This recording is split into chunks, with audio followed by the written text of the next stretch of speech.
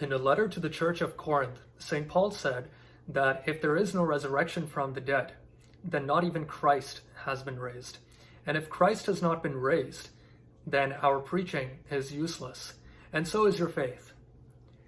Millions of Christians will be celebrating Easter this Sunday and reaffirm their hope in the belief that if God has raised Jesus from the dead, then he will do the same for all those who trust in Jesus. But is there good reason to believe that Jesus rose physically from the dead? In this presentation, I will lay out what the facts are, and then we will look at what the best explanation for those facts is. Keep in mind that for our discussion, we need not assume that the Bible is the Word of God, nor do we have to assume that the New Testament is even generally reliable. Some of you will be shocked to know that there are still certain facts that we can know about Jesus. So without further ado, fact number 1. Jesus died by crucifixion under the governorship of Pontius Pilate. The Christian sources are unanimous in affirming that Jesus died by crucifixion under Pontius Pilate. However, this is a fact that even non-Christians living around the same time are happy to admit. Take, for example, the Jewish historian Josephus. Josephus says, "At this time there was a wise man who was called Jesus. His conduct was good, and he was known to be virtuous. And many people from among the Jews and the other nations became his disciples. Pilate condemned him to be crucified and to die. But those who had become his disciples did not abandon his discipleship. They reported that he had appeared to them 3 days after his crucifixion, and that he was alive. Accordingly, he was perhaps the Messiah, concerning whom the prophets have recounted wonders." Next up, the Roman historian Tacitus. "Nero fasted the guilt on a class hated for their abominations, called Christians, by the populace. Christus, from whom the name had its origin, suffered the extreme penalty during the reign of Tiberius at the hands of Pontius Pilatus, and a most mischievous superstition, thus checked for the moment, again broke out not only in Judea, the first source of the evil, but even in Rome. A Greek satirist by the name of Lucian of Samosata says, 'The Christians, you know, worship a man to this day, the distinguished personage who introduced their novel rites and was crucified on that account. You see, these misguided creatures start with the general conviction that they are immortal for all time, which explains their contempt of death and voluntary self-devotion, which are so common among them. And then it was impressed on them by their original lawgiver that they are all brothers from the moment that they are converted, and deny the gods of Greece, and worship the crucified sage, and live after his laws.' Lastly, the Babylonian Talmud also says, 'On the eve of Passover, Yeshu,' that's the Hebrew way of saying Jesus, 'was hanged. For 40 days before the execution took place, a herald cried, "He is going forth to be stoned because he has practiced sorcery and enticed Israel to apostasy."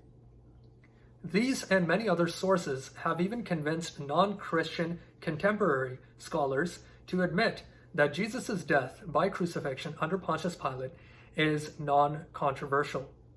Take, for example, Bart Ehrman. "One of the most certain facts about history is that Jesus was crucified on orders of the Roman prefect of Judea, Pontius Pilate."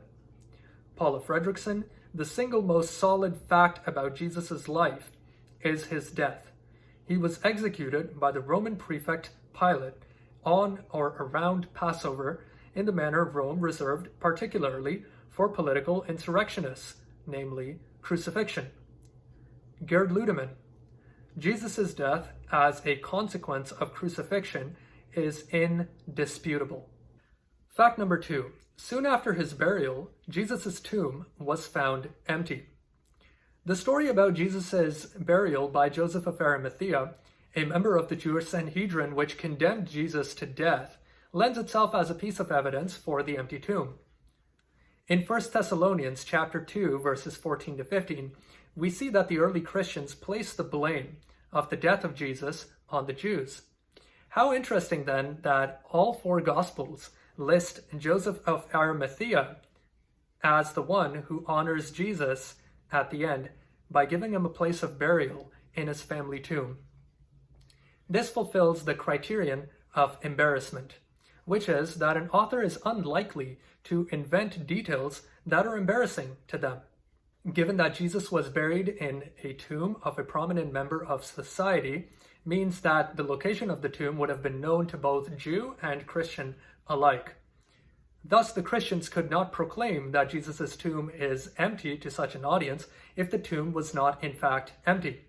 Secondly, all four Gospels list women as the first witnesses to the empty tomb. However, the testimony of women was not looked upon favorably in the first century. Let's take a look at what Josephus writes. But let not a single witness be credited, but 3 or 2 at the least, and those such whose testimony is confirmed by their good lives. But let not the testimony of women be admitted on account of the levity and boldness of their sex. The Talmud also declares, sooner let the words of the law be burnt than delivered to women. And the world cannot exist without males and without females. Happy is he whose children are males, and woe to him whose children are females. If the gospel writers were inventing this story, what sense would it make to list women as the primary witnesses to the empty tomb? This would sabotage their own credibility in society. Thus, this story also fulfills the criterion of embarrassment and serves as evidence for the empty tomb. Jesus' empty tomb also enjoys enemy attestation.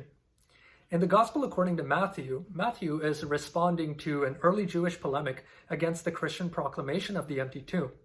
Let's go ahead and read Matthew 28.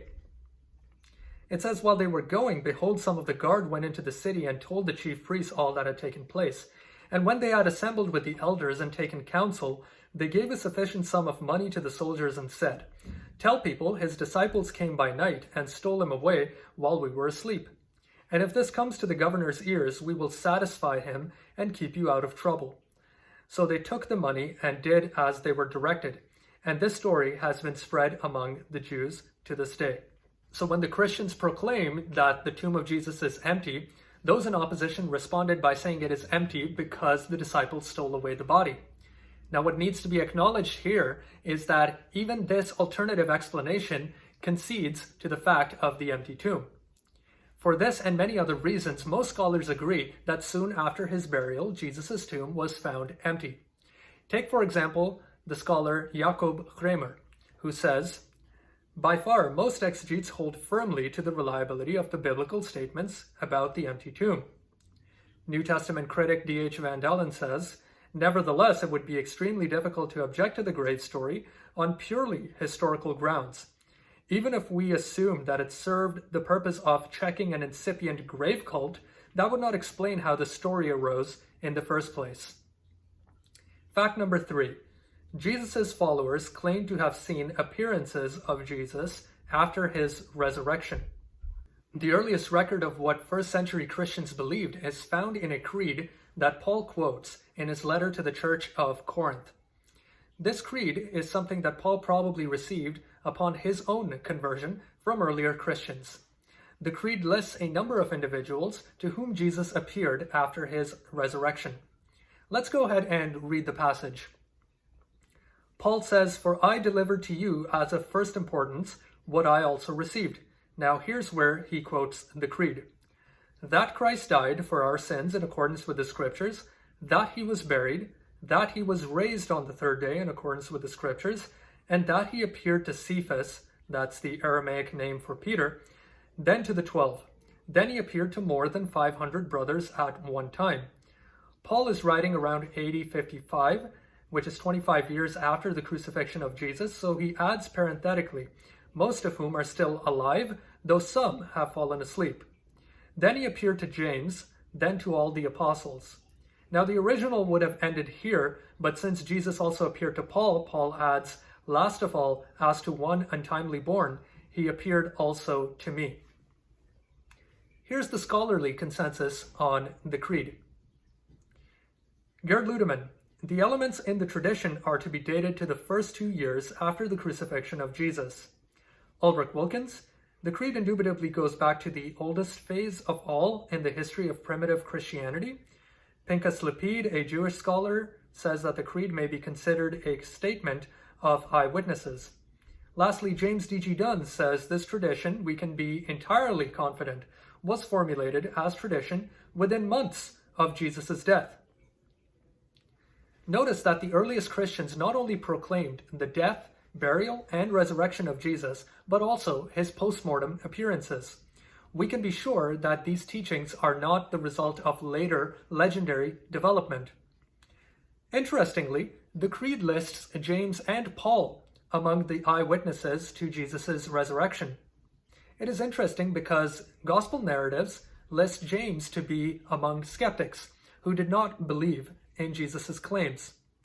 Mark 3, verse 20 to 21 says, "Then Jesus went home, and the crowd gathered again, so that they could not even eat. And when Jesus' family heard it, they went out to seize him, for they were saying, 'He is out of his mind.'" John 7, verses 3 to 5 says, "So Jesus' brothers said to him, 'Leave here and go to Judea, that your disciples also may see the works you are doing. For no one works in secret if he seeks to be known openly. If you do these things, show yourself to the world.' For not even his brothers believed in him." Paul, in his letter to the church of Galatia, in chapter 1, verse 13, says, "For you have heard of my former life in Judaism, how I persecuted the church of God violently and tried to destroy it." Notice that something happened to both Paul and James that caused them to go from opposing Christianity to being its most reputed members. This brings us to fact number 4. The followers of Jesus were willing to suffer torture and death for their belief that Jesus has risen from the dead. Take, for example, the 2 previous individuals that I mentioned, James and Paul. About James, Josephus writes, "Festus was now dead, and Albinus was but upon the road. So he assembled the Sanhedrin of judges, and brought before them the brother of Jesus, who was called Christ, whose name was James, and some others, or some of his companions. And when he had formed an accusation against them as breakers of the law, he delivered them to be stoned." Paul, writing about his own experiences after converting to Christianity, writes in 2 Corinthians chapter 11, verses 24 to 27, "5 times I received at the hands of the Jews the 40 lashes less one. 3 times I was beaten with rods. Once I was stoned. 3 times I was shipwrecked. A night and a day I was adrift at sea.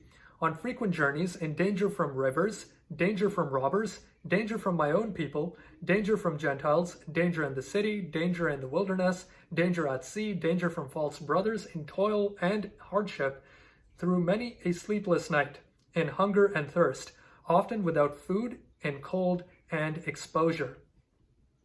One can find numerous examples of people willing to suffer and die for what they believe in. But it is unbelievable that somebody would be willing to suffer and die for something that they know they made up. Thus, it is a fact that the disciples of Jesus sincerely believed in the message that they were proclaiming. Bart Ehrman says, "It is a historical fact that some of Jesus' followers came to believe that he had been raised from the dead soon after his execution.